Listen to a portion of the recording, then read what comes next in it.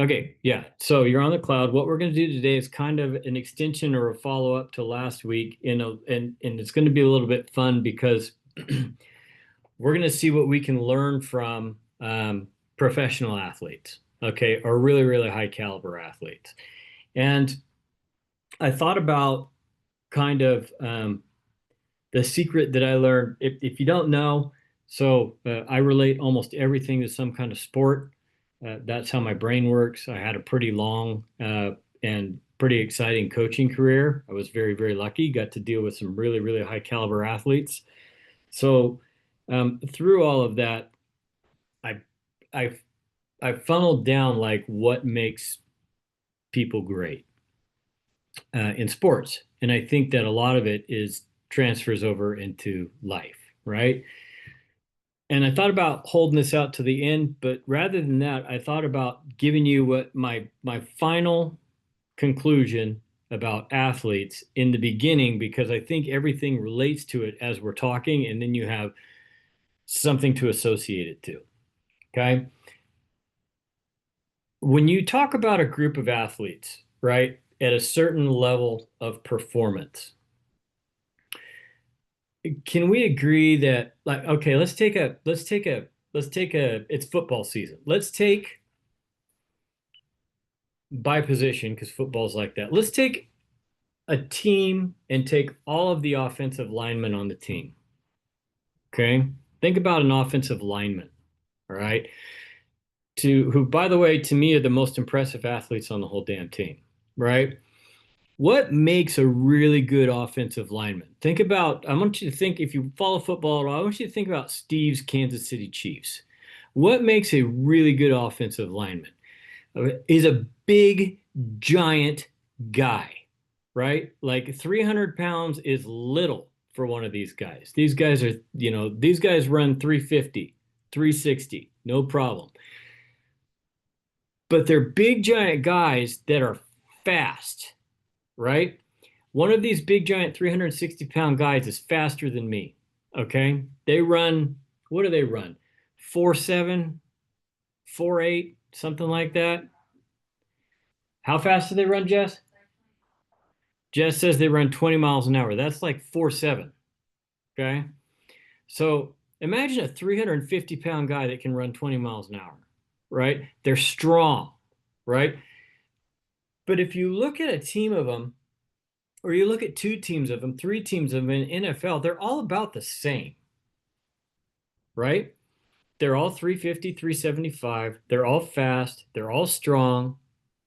They're all super athletic, right? They're all about the same. You with me so far? So you take a category of athletes and that are all really, really good, top caliber athletes, but if you put a bunch of them from the same position in the same room, they're all relatively the same. What's the difference maker that makes somebody an all-pro Hall of Fame candidate from somebody that has just a mediocre career? What is the difference maker for those guys? Anybody know what it is?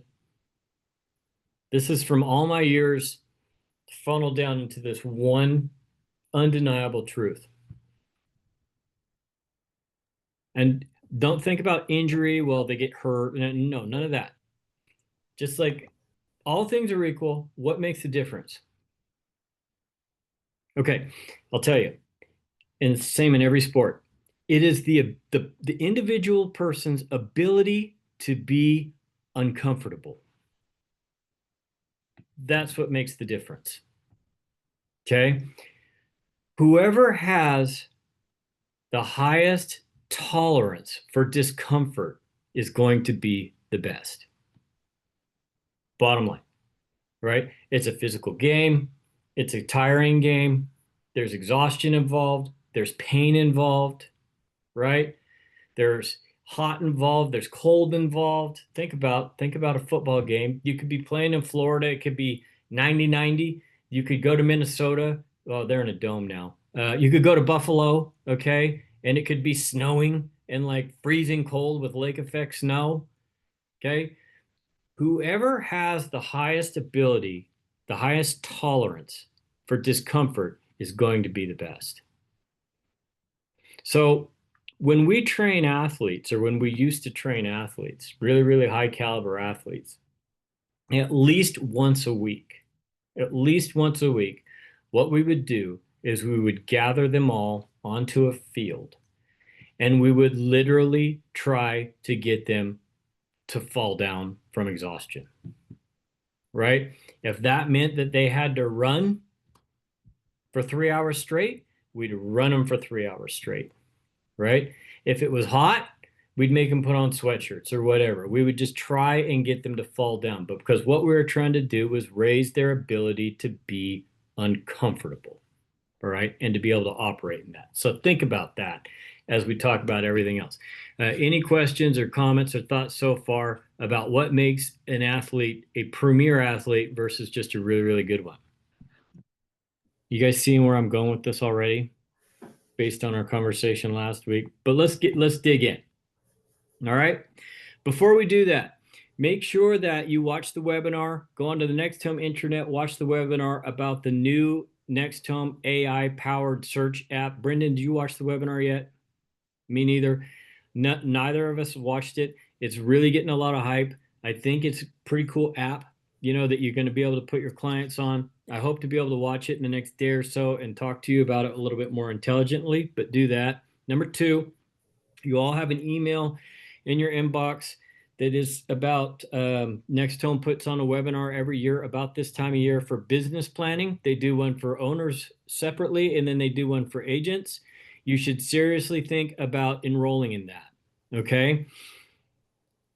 I promise you that no matter how much you think you're dialed into what you need to do, or how much you think your perspective on what your business is and how to operate it is correct, you will leave there with a completely different perspective. It is extremely valuable and it is free.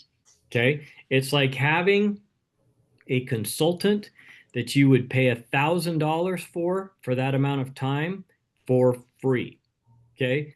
Register, go, keep an open mind, do the homework, right? Brendan, when Brendan first came on, he had to go through the business planning, whatever, right? Brendan, was that time worthwhile? Absolutely. Yeah. Did it change Training your was perspective? training was super high level. They opened my eyes up to just a couple different strategies I was missing altogether, and Mm-hmm. actually going through the math and breaking down how it can be different. So I mean, Mm-hmm. there's tons of gems in there. Yeah. Yeah, think about it. Don't skip it, guys. It's one of the greatest benefits that we have. You get that for free. If you tried to go out and hire a consultant to do that for you, it would cost you $500 to $1,000. Okay, and you're going to get it for free. All right. So let's talk about going back to athletes. Let's talk about the mental part of a really, really good athlete. Okay. Sports Center, TV shows, news channels, they love to show clips and sound bites of professional athletes just losing their shit, right? Throwing things, getting in fights, going after officials, right? Having these explosive kind of outbreaks. What you need to understand, though, is if you take the number of those clips that are available for you to view versus the number of opportunities for that to happen, they are extremely rare. Okay. They make for good TV and they make for good ratings, but they're extremely rare. Athletes at the highest level really don't let anything phase them. Okay. They don't blow up on a regular basis. They're very steady. They're positive. Okay. And no matter what they're doing, they assume a successful outcome. All right. Let me give you an example of that. When a field goal kicker lines up on a 60 yarder, or 60 is no good anymore. Let's call it a 68 yarder. When a field goal kicker lines up on a 68 yarder and it's blowing snow sideways and everything else, do you think that the field goal kicker thinks even for a second, oh shit, I might miss this? Absolutely not. Okay? Absolutely not. Their brain is trained That when they step up into that environment, I'm making it. I have to kick it right there. I'm making it. They assume success. They do not consider outcomes. Okay. Athletes are not outcome driven. They are process driven, right? Let me give you an example. Let's talk about the best quarterback in the NFL, Steve's guy, Patrick Mahomes. Okay. If you listen to any interview he gives or anything he writes down, somebody tell me whenever a reporter asks Patrick Mahomes how they're going to win a game, what he says. What does he say? Steve, do you know? No? It sounds something like this. We've got all the right people in the right positions. We just have to focus on executing. Okay? What's that mean for those of you that might not speak that language? What that means is they're working on executing every play one at a time and executing it with perfection. They're not thinking about, oh, I have to go down and score a touchdown. Okay. What they're thinking about is we're going to run this play. There's three options for a pass. We're going to connect with one of those options and we're going to gain 10 yards or 12 yards or whatever. It's actually 4 yards. Do you know in the NFL, the goal is to run 4 yards of play? Right? 4 times 3 is what? 12. How many yards for a first down? 10. So if you run 1, 2, 3, 4 yards of play, or you'll convert every third down, right? So they're thinking about execution. Let me give you another example. Uh, my daughter, for a long, long time, was a pitcher. Okay. She was a pitcher up until like her junior year in high school, and then she decided I'm going to be a shortstop. But when she was a pitcher, she had this legendary changeup. Okay. Legendary. Like everybody in California knew about this pitch. You couldn't hit it. In fact, you couldn't even swing at it because it was so weird that it would lock you up and people would just freeze up at the plate, right? It had like a 90% effective rating. Like 90% of the time she threw it, she's throwing it for a strike. Okay. That's really, really high percentage. All right. When do you think we threw that pitch? What situation? All the scary ones, right? All the scary ones is when it came out, right? Oh, we got to get an out. The winning runs on third base. We have to get an out. This is the last out of the game. We have to get an out. This is the first pitch of the game. She has to throw a strike, right? Just to set the tone. All of the scary times is when we threw that pitch. Do you think that that pitch would have been 90% effective if every time she was getting ready to throw it, she thought, oh man, I hope I throw this for a strike? Or, oh man, I hope somebody doesn't hit this, right? Poor Riley. So when she was like 8 years old, we had to condition her brain, right? Like you're focused on process. Don't worry about the situation. Focus on executing. Don't worry about anything else. Execute, execute, execute. And that's why it was successful because she was able to do that. She wasn't worried about what could happen. She wasn't worried about getting the batter out. What she was worried about was roll my hand over. That's it. Right? So her only thought was roll my hand over. That's it. Okay. That's focused on process, not focused on outcome. Okay. Professional athletes are religious about their process. Okay. So, they all have, obviously they have practice and they have games, but they all have work that they do outside of organized practice and games, whether that's wind work, whether that's strength training, whether that's, whatever it might be. They all have a process. Guys, they live their whole life to play a sport, right? So when they wake up in the morning, the process starts, right? And then it goes throughout the day, throughout practice, throughout the game, and the process repeats. But what I'm trying to get to you is it's long and it's involved, and they will never deviate from it. They will never deviate from it. The best example I can give you is Tiger Woods. Okay. When Tiger Woods was a prolific golfer, and I don't think anybody will ever come to the amount of success that he had. But when he was a prolific golfer, they analyzed his daily routine. Okay. His daily routine. Tiger, wake up in the morning and stretch. Okay. For like an hour. All right. I can't even stretch for like 5 minutes without getting tired. Tiger stretched for an hour. Then he would go out and he would hit like 500 balls. Okay.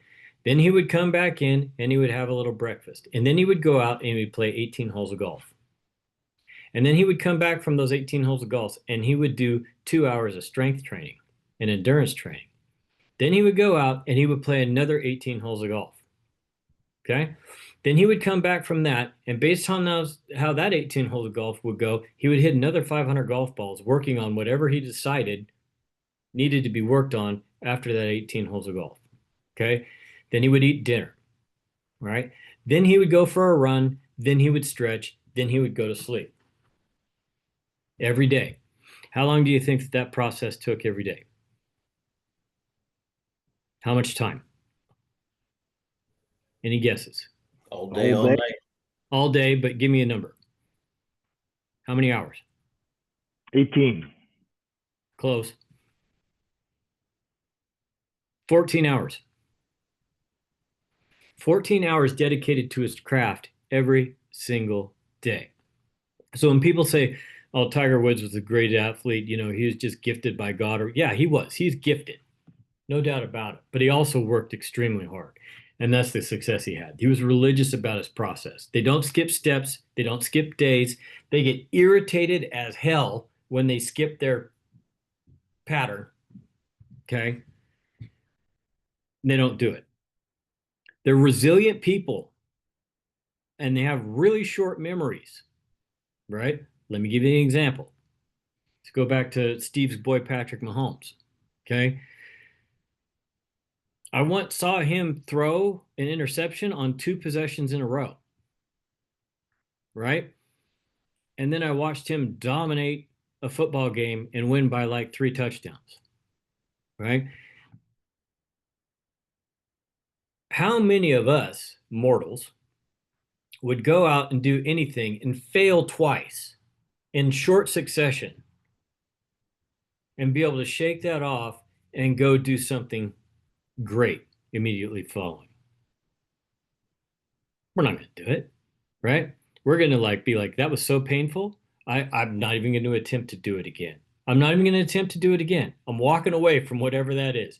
I don't like failure. I don't like pain. I'm not doing that again. Right?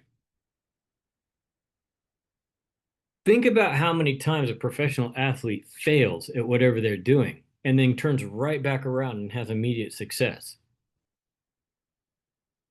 It's not that they enjoy failing or they don't feel failure. It's just that they let it go immediately, like it's gone. All right? On to the next.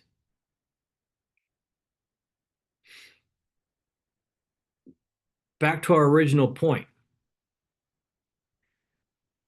If you play in the NBA, okay, if you're on an NBA roster, you're the best in the world at basketball, right? You're the best in the world at basketball. But there's some people that are better than all of them, okay?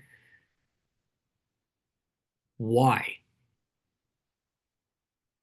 It's about all of these things, and it's about the first thing that I talked about, right?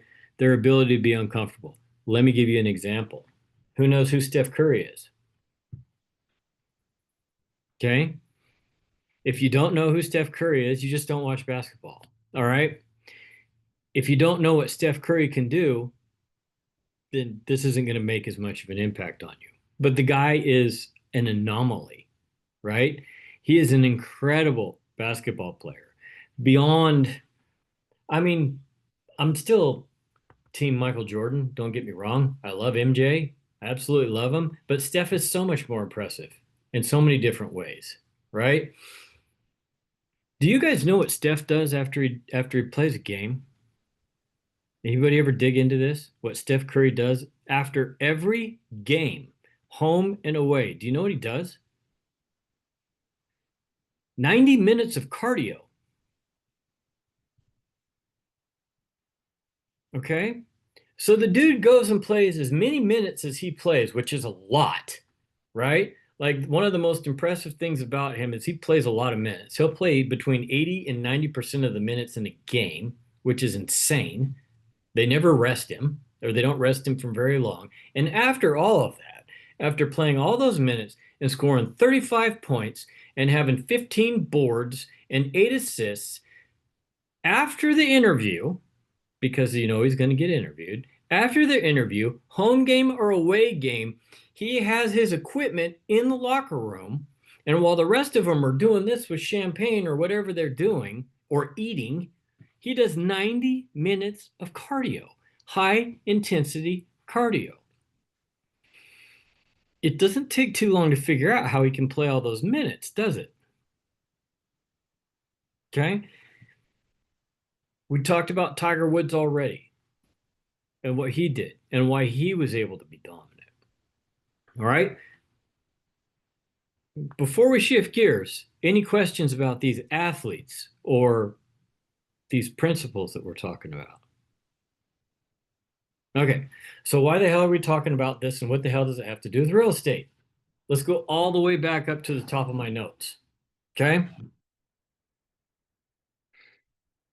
Athletes don't blow up, right? Every once in a while they blow up and it makes for good TV, but generally speaking, they don't blow up. Okay. If you sell real estate long enough,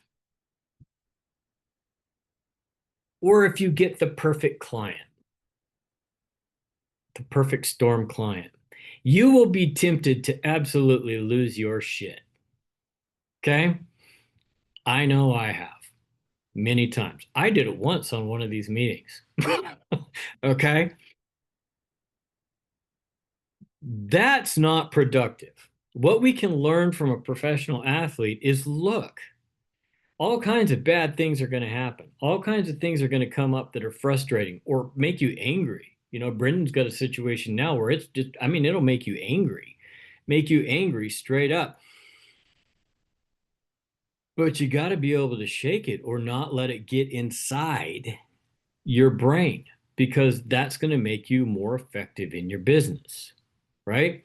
And oh, by the way, it doesn't matter if we blow up. It doesn't get to be on TV. We don't get any notoriety from it. We don't get to ride the wave somehow. All we do is hurt ourselves and hurt our business by blowing up.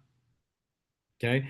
So what we can learn from a professional athlete is, you know what? A lot of bad things are going to happen, but we need to be able to keep our cool. We all need to be able to be as even and steady as Brendan under any kind of circumstance, right? Athletes are positive and they assume success. Do we do that? Do you do that about everything that you do in your business? Do you assume success? Be honest. Don't answer me. Just answer in your brain. I bet you the answer is no. I bet you more often than not, you assume failure than you assume success. How much would your perspective shift and how much would you be willing to do the things that you don't like to do if you assume success every single time? Okay. Do you know why there are things you don't like to do? Because they're unsuccessful things, right? We all like doing the things that work every time. We all like doing the things that get us the yes answer every time. We don't like doing the things that get us the no answer or that quote unquote don't work. All right. If you change your mindset to assume success before you start anything, it will change your perspective and it will change your business. Okay, Damien, that's great. Those are great words. But I'm going to do into this and I'm going to assume success. Okay. I'm going to assume success and I'm going to get a no. And so how am I supposed to deal with that? Go all the way down to the bottom of the list where we talked about having a short memory. Athletes don't recognize failure. Okay. And do it again. Start by assuming success. Athletes don't consider outcomes, they are process driven. Okay. They are process driven. In my mind, this is the biggest thing for real estate agents. Okay. You cannot be outcome driven in this business. You have to be process driven. And the reason is this: we're kind of like baseball players. We fail more than we succeed. Okay. Our percentage of success is small. That's why you've heard people say real estate's a numbers game. The more numbers you have, the more success that you have. It's because the rate of failure is higher than the rate of success. If you're focused on process and you're, or excuse me, outcome, and you're outcome driven, those quote unquote failures or non-yeses are going to drive you right out of the business. Okay. But if you're focused on process, look, these are the things that I do to build a business. This is the prescription that I follow to build a business. Those can be successful every single day, right? You can look back every single day and said, I had 5 items on my list and I'm 5 for 5. I nailed them, nailed all of them. We already know, the data already says that if you have a legit process and you're working to your potential inside of that process, you will generate business and you will be successful from those routines and from those patterns. We already know that's true. Okay. When people tell me, hey, I'm not happy with my sales, or they say, hey, I need to sell more units. And some of you know this. The answer for me is always, okay, well, tell me what you're doing. Tell me about your process and tell me about the frequency, right? Break it down for me. Break down a day for me. Because I know that the reason that you're not selling houses is inside of that process. I know it's in there, right? It's absolutely in there. Again, athletes are religious about their process. We talked about how they won't skip a day. They won't skip a step. This is what I do, and I do it every single day. Derrick Henry. Who knows who Derrick Henry is? Right? How old's Derrick Henry? Like 38? He's old, right? Beast. He's an absolute beast. He's like the Tiger Woods of football, right? His workout regimen, his workout routine, Tom Brady too, their diets, they eat like seeds and berries. Okay? They're bears. They eat seeds and berries. Right? They never deviate from that. Same thing with your real estate process. When we talked last week about having goals and generating an action plan that supports those goals, that's your process. And you can't deviate from it. Can't deviate from it. We talked about our recruiting software, my recruiting software thing the other day. Remember we talked about that? And I said, hey, come hell or high water, that thing gets an hour every day. Well, I mean, so far I'm doing all right, right? Sometimes it has to be at 7 o'clock at night, but if I don't get that hour in, I got to get that hour in. It's got to be there, right? You see me at the computer screen when I'm supposed to be eating dinner and the light's on and I'm cranking away. That's what it is. All right. You got to have a process and you can't skip it. We talked about mental resiliency, short memories. That's for all your failures that you're going to have as an agent. That's for all the no's that you're going to have as an agent, right? Be honest. How many of you take those no's, or how many of you take those, I don't want to call them failures because I don't feel like that's what they are, but you know what I mean. Let's just call them the no's. How many of you guys take those no's and it really affects you? Depends what day it is, you know. Some Yeah. days it just rolls off like water on a duck, and other days, it's like, this is ridiculous. I'm done. Yeah. Yeah. Yeah. Yeah. No, good call, Michael. Some days are harder than others, but I have had, guys, I have worked for years and I'm still not the master of this. Worked for years not to take those things personal, right? Not to take those things personal, to get a little bit more resilient, a little bit more mentally tough, a little bit more emotionally tough when it comes to that. It fell off, but on my computer I had a little post-it pad cut out and it said FTA on the post-it pad. I'll let you figure out the rest. Okay? That resiliency, that mental toughness, that ability not to take the no's personal is the single biggest thing in my brain that is going to either make you successful or hold you back, right? We can't follow process if we're worried about getting shut down, right? We can't follow process if we're worried about being negatively affected by a no, right? It will take us off our game. You've got to get to the point where it's like, nope, okay, next, right? Doesn't matter. Doesn't matter. Okay. I made a post the other day on Facebook that said hard work is the minimum, right? Lots of people work hard. The greats go beyond hard work. Think about Steph Curry. Think about Tiger Woods, right? Think about Derrick Henry. Think about Patrick Mahomes. How do you become the Steph Curry or the Tiger Woods or the Patrick Mahomes in the real estate industry? Are you doing the 90 minutes cardio after the game like Steph does, right? Are you spending the 14 hours like Tiger does, right? If the answer is no, I mean, let's break it down. We talked about all the offensive linemen and you put them all in one room. That's like putting all the real estate agents in one room. Think about it, right? All of us fall into some tier in the real estate business, and there's like 150 that are just like us. Think about that. I bet you could go out and pretty easily find 25 agents that were just like you. It wouldn't be hard. So put all of us in a room, me and 24 other Damians in a room. Okay. We're all sitting there. We're all lined up. How do I beat all of them? Because we're all the same. I beat all of them by doing the Steph Curry method, or I beat all of them by doing the Tiger Woods method or the Derrick Henry method, right? If I'm not doing that, then I'm right there.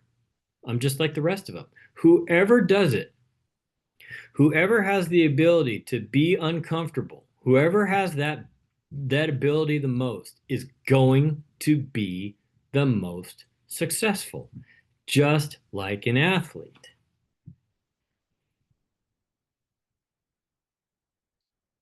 What do real estate agents do that I'm talking about having a high tolerance of being uncomfortable? Give me some examples. I'll give you my examples.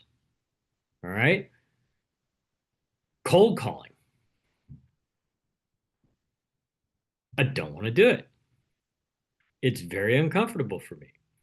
I mean, I'm even good at it and I don't want to do it. All right.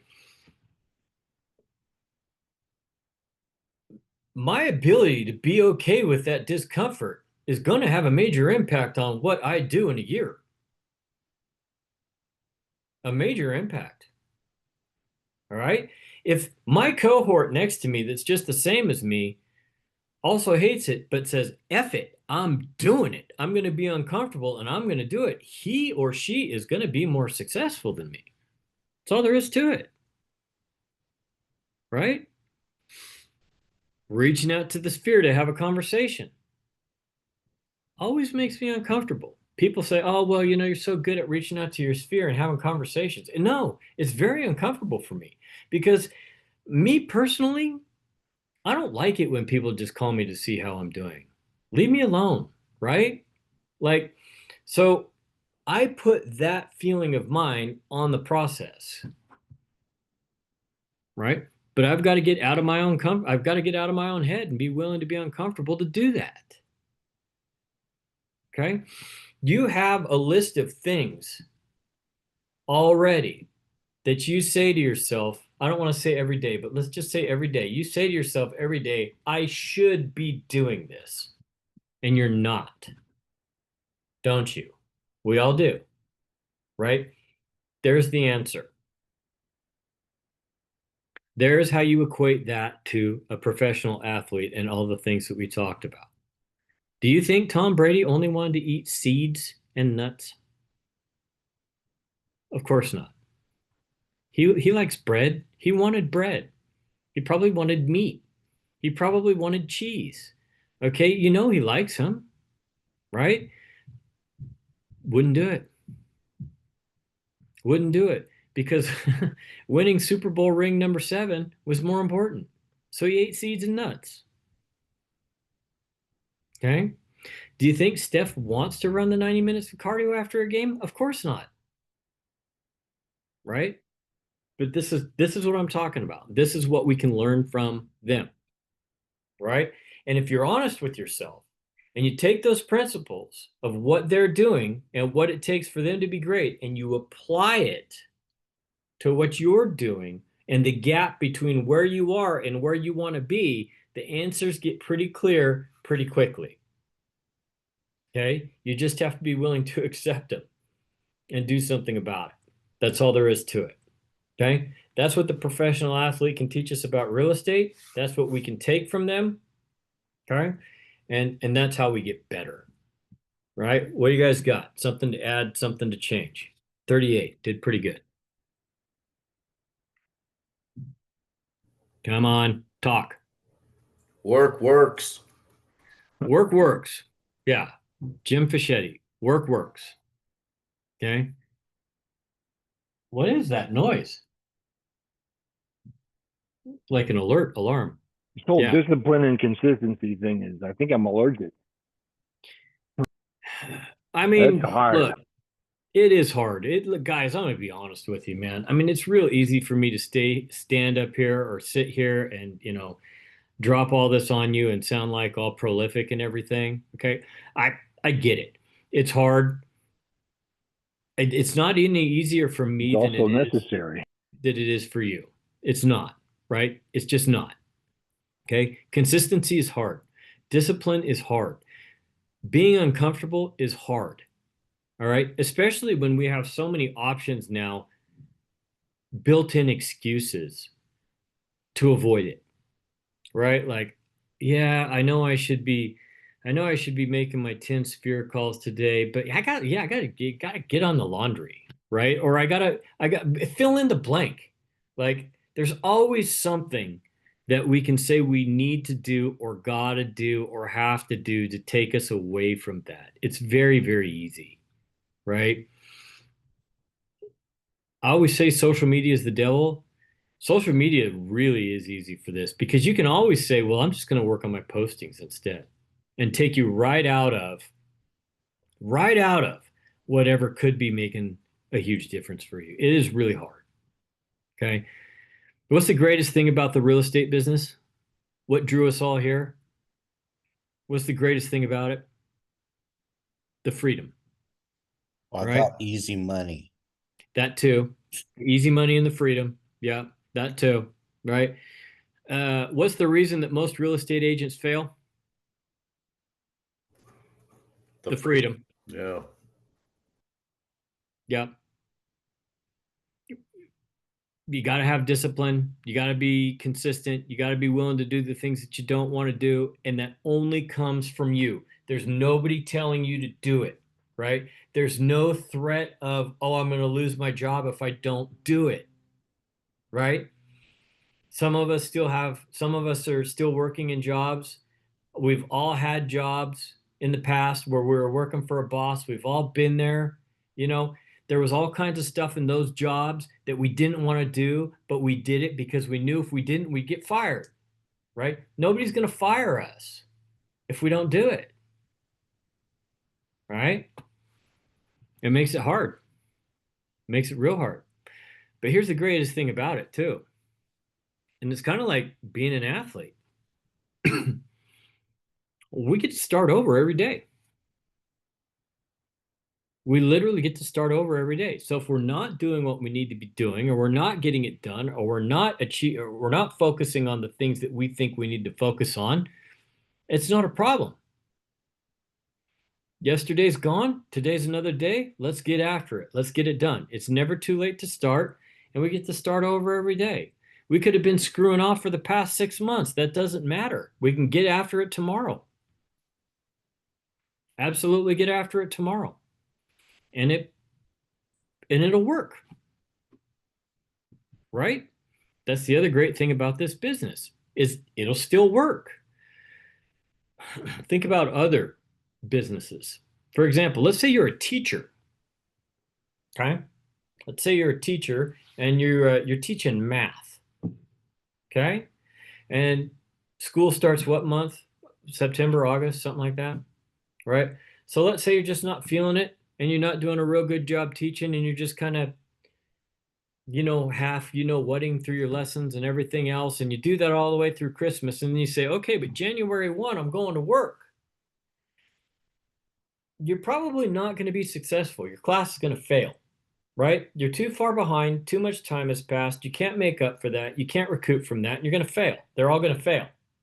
Okay. Our business doesn't work that way. You could literally not work for the whole summer and the whole fall and then decide January 1, all right, I'm going to work now and still have a positive result. There's very few businesses like that in the world. Okay. So you just start. When do you start? Start now. When do you get serious about it? Now.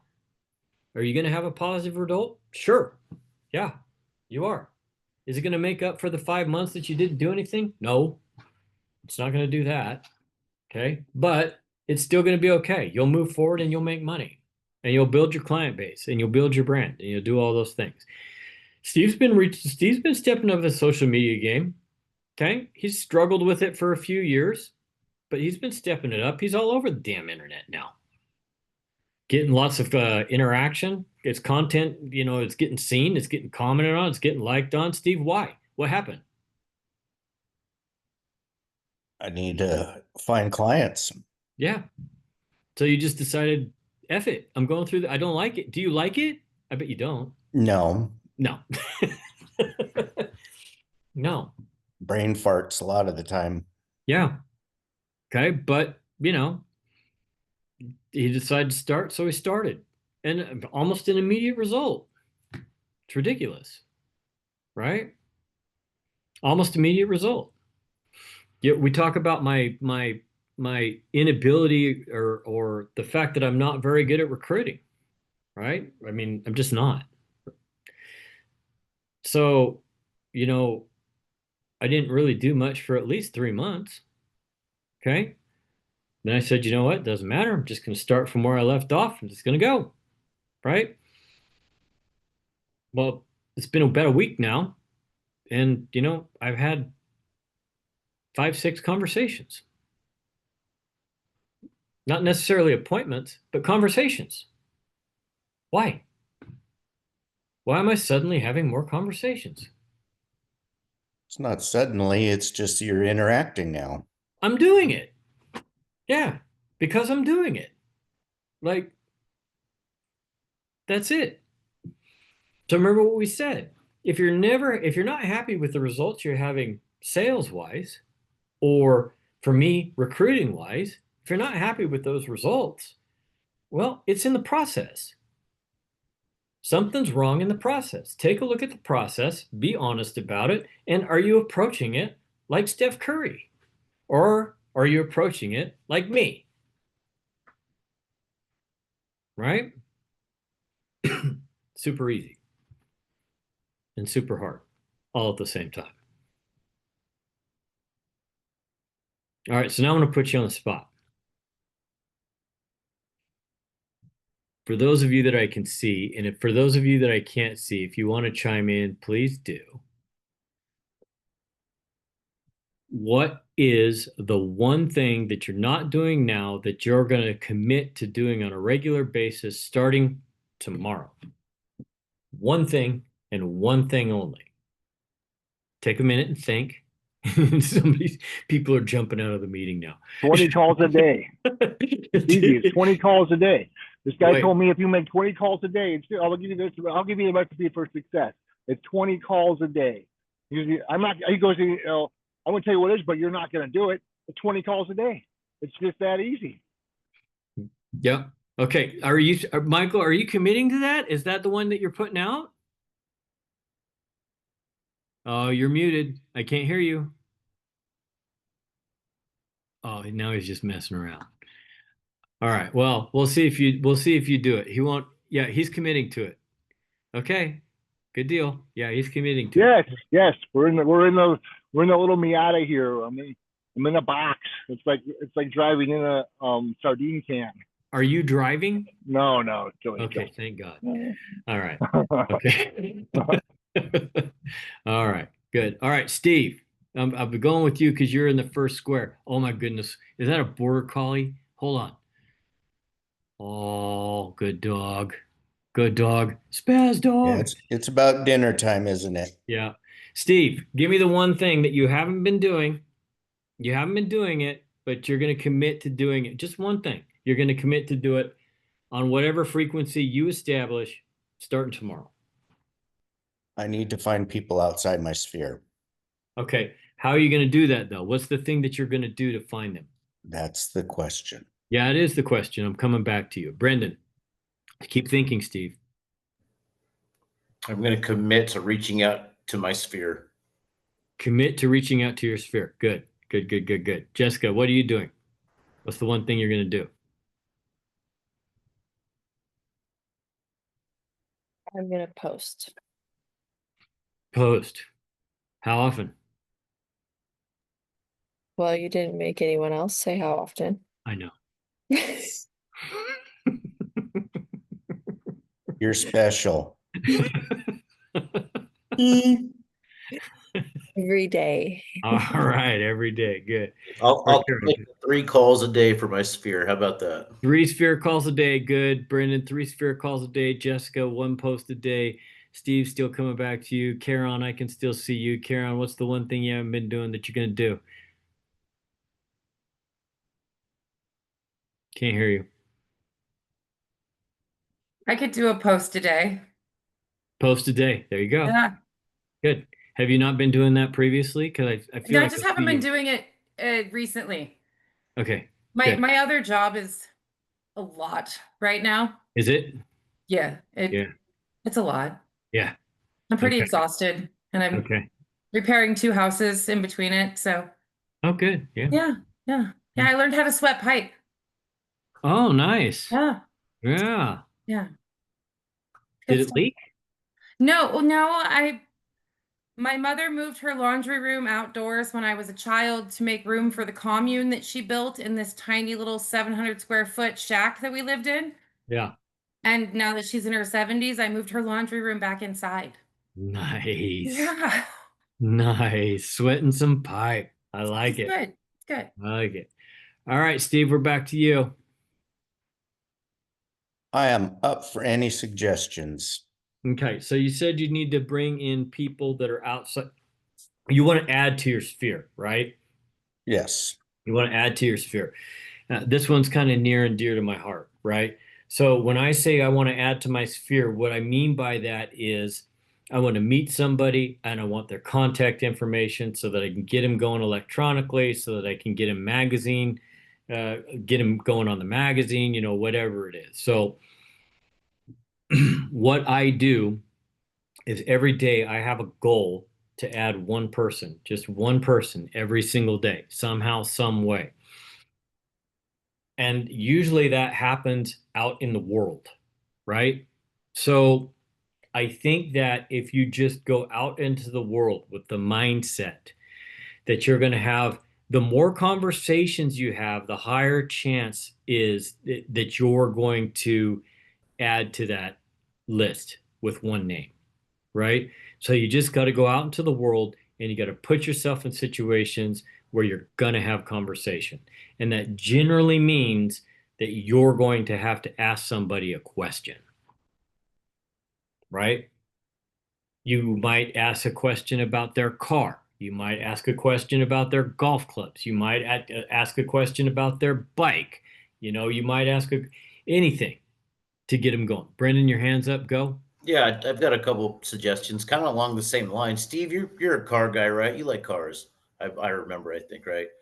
Go online and find some car clubs. Find, they have Mazda clubs, they have K5 Blazer clubs, right? And then just start interacting, with whatever's getting posted in there. Join those clubs. And you could also do it in person too. Find one club in Auburn or around there that it's a car club. Go check out the cars and talk to people. Mm-hmm. Mm-hmm. Yep. Not something you would probably want to do, but it'll get you there. It's a No, little and weird at first. that's one of the things I need to get the 55 out of my dad's garage and use it. That will be a huge, huge, huge helper. Yeah. I mean, an enormous helper. So for me, it drives my dad nuts. It's the driving range.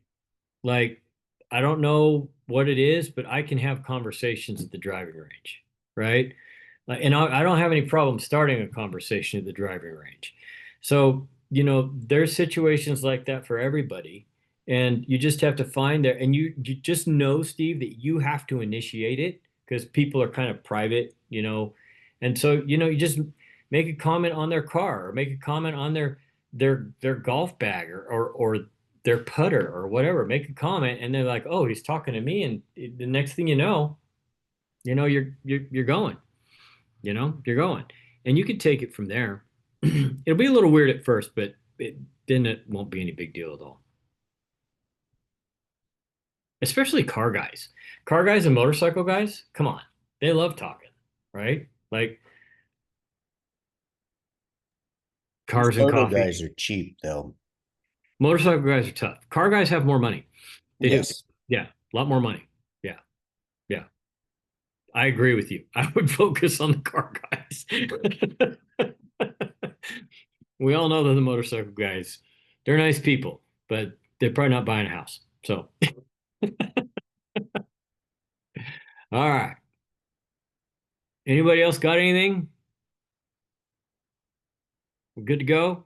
Karen, good luck on your plumbing projects.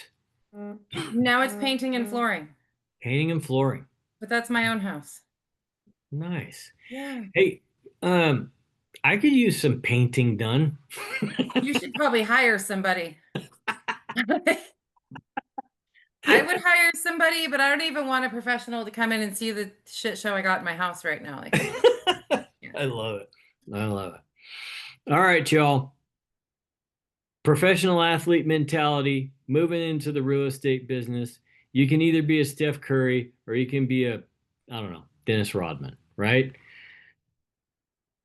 Anybody got anything else, or I'm going to click the button? I got one thing for you. I'll leave Go. you with.